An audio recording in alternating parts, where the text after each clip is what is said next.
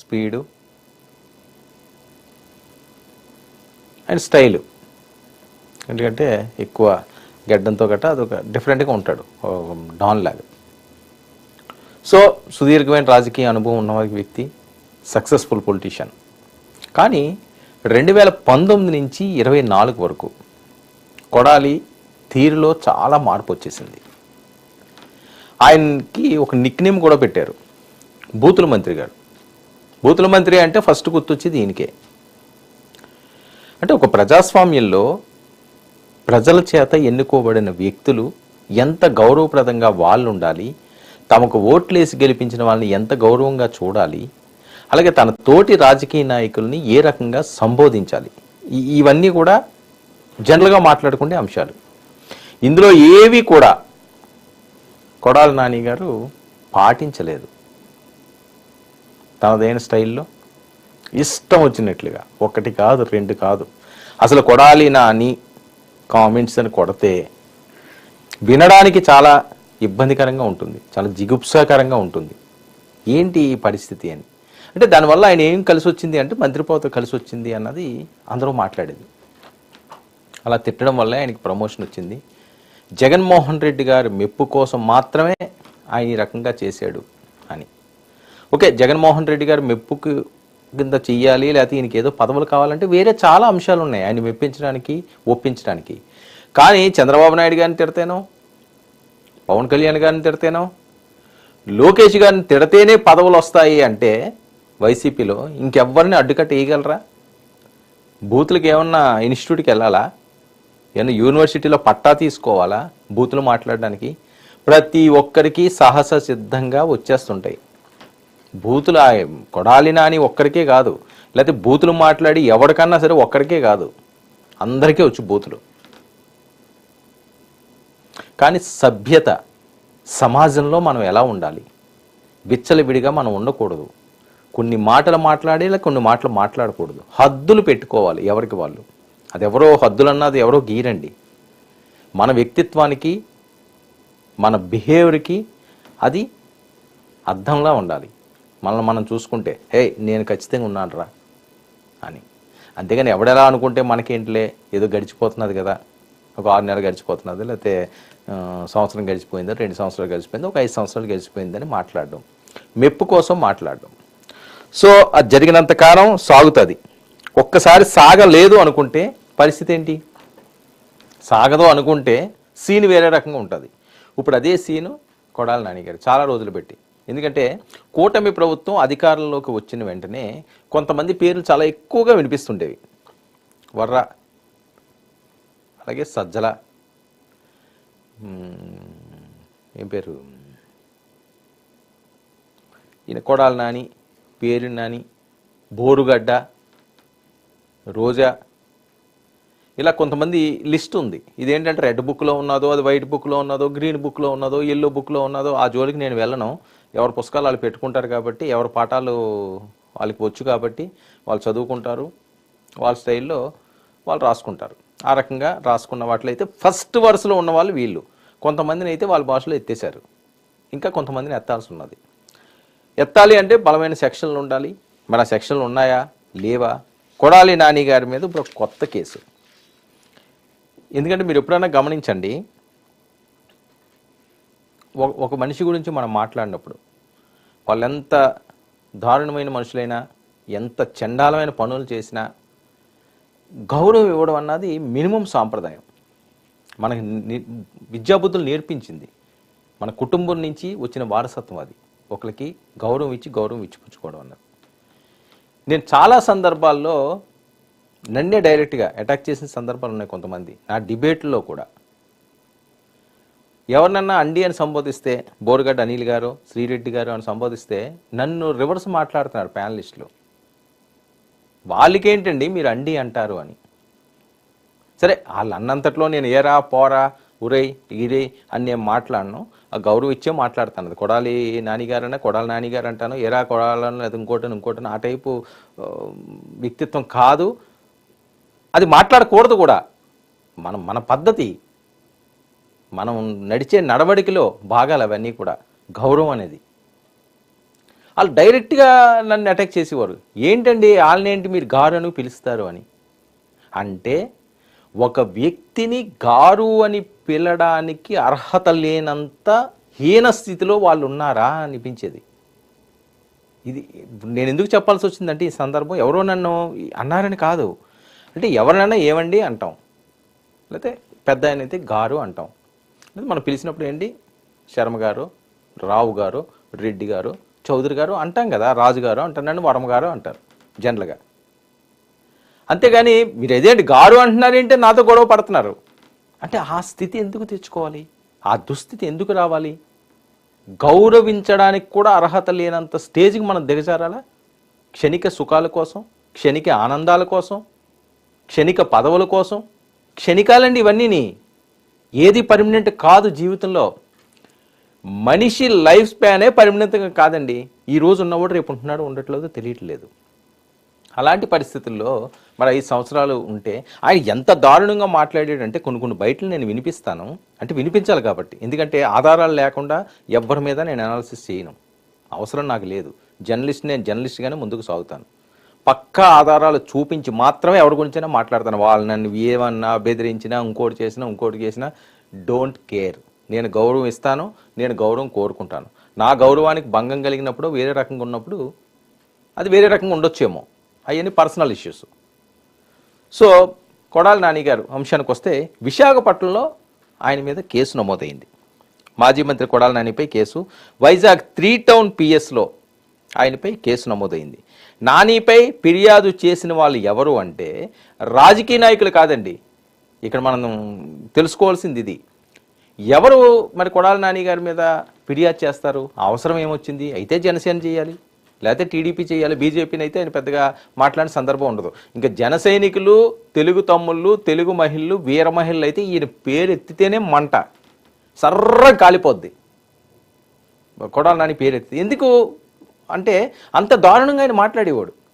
ఈయనంత దారుణంగా రాజకీయ నాయకుల్లో ఎవరో మాట్లాడి ఉంటారేమో. మరి ఎందుకు ఆయన ఆ రకంగా మాట్లాడాడో, దేనికోసం మాట్లాడాడు అన్నది ఆయనకే తెలియాలి. ఆయన ఒకసారి ఆయన బయటలో నేను చెప్పాను చూసారా, అద్దంలో మన ముఖం మనం చూసుకుంటే ప్రతిబింబించాలి. నేను ఈరోజు నిక్కస్గా ఉన్నాను రా, నేను తప్పు చేయలేదురా అని అనిపించాలి. ఇది చూడగానే దొంగ చూపులు చూసుకుంటా మనం చేసే పనులన్నీ మనకి రిఫ్లెక్ట్ అవుతుంటే చాలా అసహ్యంగా ఉంటుంది. మరి అది ఆయన విచక్షణకి వదిలేస్తున్నాను. ఎవరండి ఫిర్యాదు చేసిందంటే ఏయు విద్యార్థిని అండి. అసలు విద్యార్థినులు కానీ పొలిటీషియన్ల మీద, మంత్రుల మీద, లేదా సీఎంల మీద కేసులు పెట్టడం వల్ల చాలా రేరుగా జరుగుతున్న అంశం. కేసులు ఏదంటే కొన్ని కేసులు పెడతారు. ఎవరైనా పొలిటీషియన్లు ఏమన్నా వాళ్ళని ఏమైనా ఇబ్బంది పెట్టినా, వాళ్ళకి ఏమన్నా ఇంకోటి వచ్చినా ఏదో యాజిటేషన్లు చేస్తారు, కానీ కేసులు పెట్టడం అన్నది చాలా రేరుగా అంటుంటాం. కానీ కొడాలి నాని మీద ఒక లా విద్యార్థిని కేసు పెట్టడం అన్నది చాలా ఆశ్చర్యకరంగా ఉంది. ఎందుకు ఈవిడ కేసు పెట్టింది ఇప్పుడు 3 టౌన్ పోలీస్ స్టేషన్లో అంటే, సోషల్ మీడియాలో సీఎం చంద్రబాబు, లోకేష్లపై ఈయన చేసిన విమర్శలు, నాని తిట్ల పురాణాన్ని సహించలేకపోయానన్న స్టూడెంట్. ఆయన తిట్లు పురాణాన్ని ఇంకా నేను భరించలేకపోయాను, సహించలేకపోయాను, నాకు అసలు తట్టుకోలేకపోతున్నాను, వింటుంటే చిరాకు ఉంటుంది. సో అందుకని ఆవిడ లా స్టూడెంట్, తెలుసు లా అంతా తెలుసు కాబట్టి ఆవిడ ఎలా ఉంటుంది అన్నది. అది కూడా నేను నైట్ ఎప్పుడో పెట్టారట ఆవిడ. మరి ఏ బయటలో ఆయన్ని చూశారో ఆవిడకి ఎందుకు అంత కోపం వచ్చిందో. గతంలో కూడా పలు స్టేషన్లు, ఇది ఒకటే కాదండి, గతంలో చాలా పోలీస్ స్టేషన్లో కొడాలి నాని మీద కేసులు ఉన్నాయి. ఆయన్ని ఈరోజే పెట్టిన కేసు ఏం కాదు. కానీ ఇలాంటి వాటి కోసమే ఎదురు చూస్తున్నారా, రెడ్ బుక్ ఎదురు చూస్తుందా అన్నట్లుగా ఈ టైంలో ఒక పక్క ఒక్కొక్కరిని వాళ్ళ భాషని నేను అంటున్నాను, ఎత్తేస్తారని అనడం కాదు, అరెస్టులు చేస్తున్నారు, రిమాండ్లకు పంపిస్తున్నారు. వర్రా సజ్జల గారు ఎక్కడున్నారో ఆయన చూస్తున్నాడు, సజ్జల గారు అబ్బాయి జూనియర్ సజ్జల. నెక్స్ట్ బోరుగడ్డది మనం చూసాం, ఇంకా చాలామందిని ఆ ఇంటూ కిరణ్ ఎవరో వీళ్ళందరూ ఉన్నారు కదా, వాళ్ళందరినీ కూడా ఒకరొకరిని అంటున్నారు. ఆ లిస్ట్ అయిపోయిన తర్వాత నేను ఇంతకుముందే చెప్పాను, కొన్ని పారామీటర్స్ పెట్టుకున్నారు వీళ్ళు. ఇదిగో ఇది ఈ బ్లాక్లో ఏలో ఇది ఏ సెక్షన్లో వీళ్ళు, బి సెక్షన్లో వీళ్ళు, సి సెక్షన్లో వీళ్ళు. ఇప్పుడు సి సెక్షన్ అయ్యింది, ఇప్పుడు బి సెక్షన్కి వస్తున్నారన్నది వాళ్ళు మాట్లాడుతున్నది. బి సెక్షన్లో ఎవరు ఉంటారంటే మాజీ మంత్రులు, కొద్ది సీనియర్ పొలిటీషియన్లు ఎవరైతే అప్పుడు నోరు జారారో, అప్పుడు ఇష్టం వచ్చినట్లు మాట్లాడారో వాళ్ళు. అంటే వీళ్ళు చెప్పేది ఏంటంటే ఎవరో అంబేద్కర్ వీళ్ళందరూ అనుకుంటాను, వంశీ, ఈ కొడాలి నాని ఇలాంటి వాళ్ళు, నెక్స్ట్ ఎవరు జోగి రమేష్, ఇలాంటి వాళ్ళందరూ జస్ట్ టచ్ చేసి వెళ్ళిపోయారు కదా. ఇప్పుడు పగడ్బందీగా బిగిస్తున్నారు, ఉచ్చు బిగిస్తుంది. అది ఎక్కడి వరకు తీసుకెళ్తుందో తెలియని పరిస్థితి.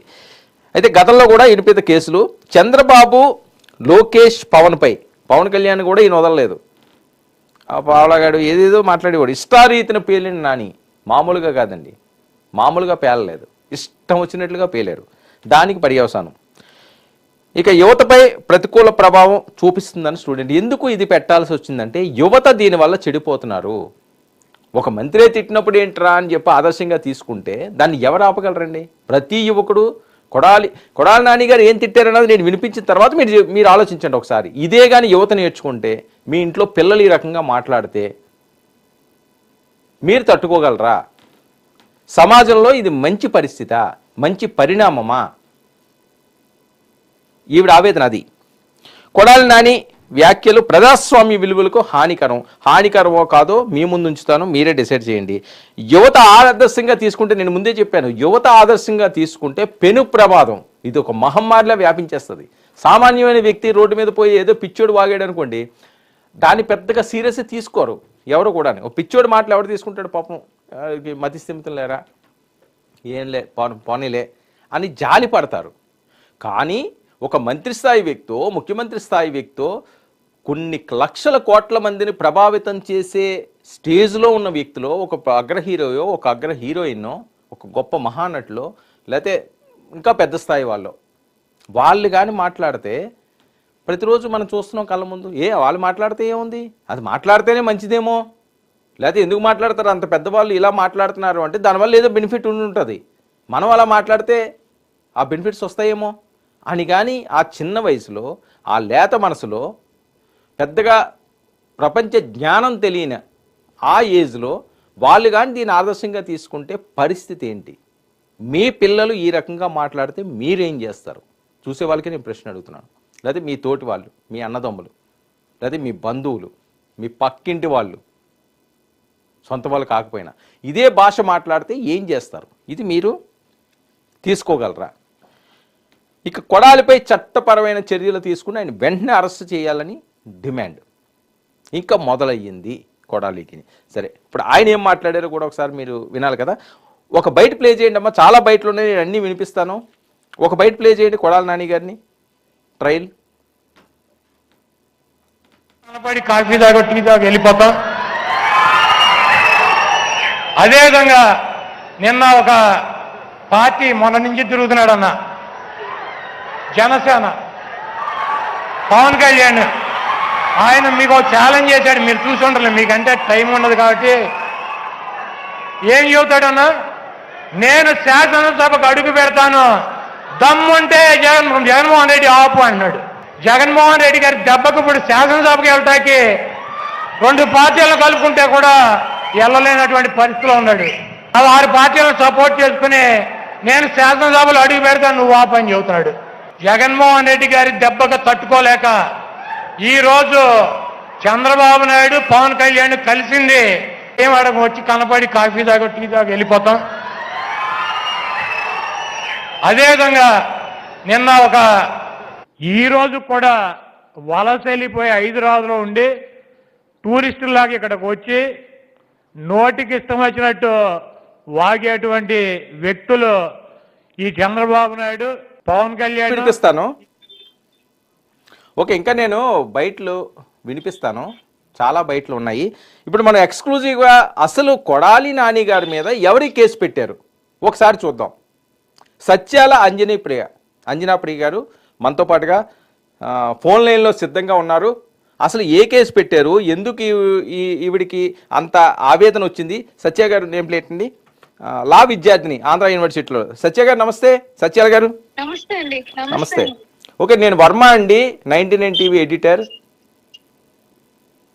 నమస్తే అండి. ఓకే, కొడాలి నాని గారు మీరు పెట్టిన కేసు మీదే నేను నా ఎడిటర్ అనాలిసిస్ చేస్తున్నాను. అసలు ఎందుకు పెట్టారు, ఏంటి గతంలో వాళ్ళ బయటలు ఏంటని, ఎందుకు మీకు ఇంత ఆవేదన వచ్చింది?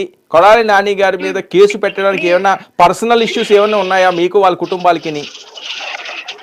మాకు పర్సనల్ ఇష్యూస్ ఏం లేవండి. ఇలా మాట్లాడటం అనేది చాలా తప్పు. అది చాలా జిగుప్సాకరమైన మాటలండి అవి. అసభ్యకరమైన పదజాలంతో మాట్లాడడం, బాడీ షేమింగ్ చేయడం, ఇలా ఇవన్నీ సోషల్ మీడియాలో అవుతుంటే, పబ్లిక్ గా మాట్లాడుతుంటే యువత దీన్ని ఇన్స్పిరేషన్ గా తీసుకొని వాళ్ళు ఇలాగే ప్రతి ఒక్కరిని మాట్లాడుతుంటే మనస్తాపానికి చెంది స్త్రీలను కూడా ఇలాగ మాట్లాడడం వల్ల మనస్తాపానికి చెంది వాళ్ళు ఆత్మహత్య చేసుకోవడానికి కూడా వెడకాడరండి. ఇలాంటివి జరగకూడదని ఒక సామాజిక బాధ్యతతో ఒక మహిళగా, ఒక లా విద్యార్థినిగా నేను కంప్లైంట్ చేయడం జరిగిందండి. ఓకే, ఎప్పటి నుంచి సత్య గారు మీరు ఈ రకంగా ఈయన వీడియోస్ చూడడం అది చేస్తున్నారు? చాలా రోజులు పెట్టి చేస్తున్నారు కదా, చాలా ఆఫ్ సడన్ గా ఈ రోజు ఎందుకు మీరు పెట్టాలనిపించింది అన్న చాలా మంది ప్రశ్న. నేను ఆల్ ఆఫ్ సడన్ ఇవాళ పెట్టలేదండి. నేను గతంలో కూడా అతని మీద కంప్లైంట్స్ పెట్టాను. ఎవరైతే ఇలా మాట్లాడారో వాళ్ళ మీద కూడా కంప్లైంట్ పెట్టాను. కానీ అప్పుడు పోలీసులు రెస్పాండ్ అవ్వలేదు, కంప్లైంట్స్ తీసుకోలేదండి. ఓకే, ఎప్పుడు పెట్టారండి మీరు? ఇంతకు ముందు నేను ఇంతకు ముందు 2022లో పెట్టానండి, 23లో కూడా పెట్టానండి. ఓకే, ఎవరెవరి మీద కేసులు పెట్టారు? కొడాలి నాని గారి మీద కంప్లైంట్ పెట్టాను, వల్లభనేని వంశీ గారి మీద, రోజా గారి మీద, ఇలా ఎవ్వరు మాట్లాడినా వాళ్ళ మీద పెట్టానండి కంప్లైంట్లు. ఆ పార్టీ ఈ పార్టీ అని లేకుండా ఏదైనా సరే ఎవరి మీద అయినా కంప్లైంట్ పెట్టాను. కానీ అప్పుడు వాళ్ళు కంప్లైంట్లు తీసుకోలేదండి. ఓకే, ఏమని వారు సత్యాల గారు? ఏమనే వాళ్ళంటే వాళ్ళు మేము వాళ్ళు ఒక మంత్రి పొజిషన్ లో ఉన్నారు, వాళ్ళు ఎలాగైనా మాట్లాడతారు, మీరు ఇలా కంప్లైంట్స్ తీసుకొస్తే ఎగ్నెస్ట్ గా మీ మీద నేను కంప్లైంట్ ఫైల్ చేయాల్సి వస్తుంది అని నన్ను పంపించేసేవాళ్ళండి. కొన్నిసార్లు అయితే అసలు కంప్లైంట్ తీసుకోవడానికి కూడా ఇష్టపడే వాళ్ళు కాదు, అసలు లోపలికి కూడా రాణించే వాళ్ళు కాదండి. అంటే ఒక లా విద్యార్థిని మీద బెదిరింపులు, మీ మీద కేసులు పెడతామని అంటే ఆ స్టేజ్కి తీసుకెళ్లిపోయారన్నమాట. అవునండి. నేను ఏం కంప్లైంట్ పెట్టారండి? గతంలో తెలుగుదేశం పార్టీ జాతీయ అధ్యక్షులైన శ్రీ చంద్రబాబు నాయుడు గారి మీద, అలాగే ఆ జాతీయ ప్రధాన కార్యదర్శి అయిన లోకేష్ గారి మీద ఒక అనుచిత వ్యాఖ్యలు చేసి, బాడీ షేమింగ్లు చేసి, అసలు మాట్లాడడానికి వినటానికి అసలు అసభ్యకరమైన మాటలు మాట్లాడినందువల్ల ఒక స్త్రీగా, ఒక మహిళగా నాకు చాలా అసలు వినడానికైనా చూడడానికైనా అసలు ఎక్కడండి మనం చూడగలం, అదైనా వినడానికైనా కూడా. సో నిన్న చూసుకోండి. ఓకే, నేను స్టేషన్కి వెళ్ళిన వెంటనే 3 టౌన్ పోలీసులు రెస్పాండ్ అయ్యారండి. గతానికి ఇప్పటికి ఆ డిఫరెన్స్ చెప్పగలరా? గతంలో లా అండ్ ఆర్డర్ మెయింటైన్ చేయలేదండి. ఎవరు వచ్చినా కూడా ఇలా కంప్లైంట్స్ తీసుకోవడం కానీ ఇలా కానీ చేయలేదు. కానీ ఇప్పుడు ఏంటంటే లా అండ్ ఆర్డర్, కూటమి ప్రభుత్వం వచ్చిన తర్వాత లా అండ్ ఆర్డర్ బాగా మెయింటైన్ అవుతుందండి. అలాగే నేను వెళ్ళగానే కంప్లైంట్ తీసుకున్నారు, తర్వాత దాన్ని ఫైల్ చేశారండి ఎఫ్ఐఆర్ గా. ఇలాగా ఎవరు మాట్లాడకూడదని, ఇలాంటి వ్యాఖ్యలను ఉపేక్షించకూడదని తదుపరి చర్యలు కూడా తీసుకుంటామని హామీ ఇచ్చారండి.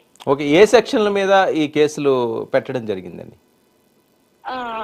IT act 2000-2008, IPC 353 class 2 and IPC BNS 353 మీద పెట్టడం జరిగిందండి. ఓకే, మాకు దీని మీద పెద్దగా నాలెడ్జ్ ఉండదు కాబట్టి ఈ సెక్షన్ల మీద, దీనికి ఎలాంటి శిక్షలు ఉంటాయి సత్యాల గారు?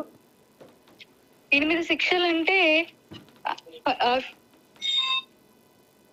దాని యొక్క గ్రీవియన్స్ ని బట్టండి, వాళ్ళు మాట్లాడిన మాటలను బట్టి దీని మీద పనిష్మెంట్ అనేది ఉంటది. మినిమం 5 years ఇంప్రిజన్మెంట్ అనేది ఉంటదండి. ఓకే, సో దీనికి వెంటనే అరెస్ట్ చేయొచ్చా అండి ఈ సెక్షన్ల మీద? వెంటనే అరెస్ట్ అంటే సుప్రీం కోర్టు ఆర్డర్ లో ప్రివెంటివ్ డిటెన్షన్ కింద అరెస్ట్ చేయొచ్చండి. ఓకే, ఒక రాజకీయ నాయకుడితో, ఒక మాజీ మంత్రితో సత్యాల పెట్టుకున్నారు, సేఫేనా? అంటే నేనేమి మాకేమి కక్షలేమి లేవండి, అతను నాకు తెలియదు కూడాను. కానీ సామాజిక మాధ్యమాల్లో ఇలా జరుగుతుండడం వల్ల నేను పెట్టాల్సి వచ్చిందండి. సేఫేనా అని మీరు అడుగుతుంటే అది ప్రభుత్వమే చూసుకుంటుందండి.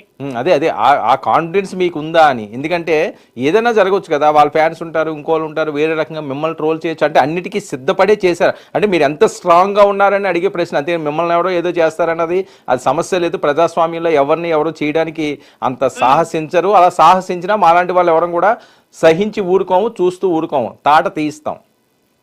నేను చేసింది ఏం తప్పు కాదండి. నేను తప్పు కానప్పుడు నేను భయపడను. నేను స్టాండ్ తీసుకునే ఉంటాను. నేను దేనికి భయపడాల్సిన పనే లేదండి. ఓకే, ఈ కేసు పెడుతున్నప్పుడు ఇలా ఫైల్ చేస్తానన్నప్పుడు మీకు కొద్దిగా ప్రెజర్ వచ్చి ఉంటుంది పేరెంట్స్ నుంచి కదా, మనకెందుకమ్మా ఆడపిల్లవి, ఎందుకులే మనకి గొడవల్లోకి, నీ చదువు ఏదో నువ్వు చదువుకోండి, లేదా తోటి విద్యార్థులు నీకెందుకే, ఎవరికి లేని రాష్ట్రంలో అని ఇలాంటివి ఏమైనా వచ్చినాయి?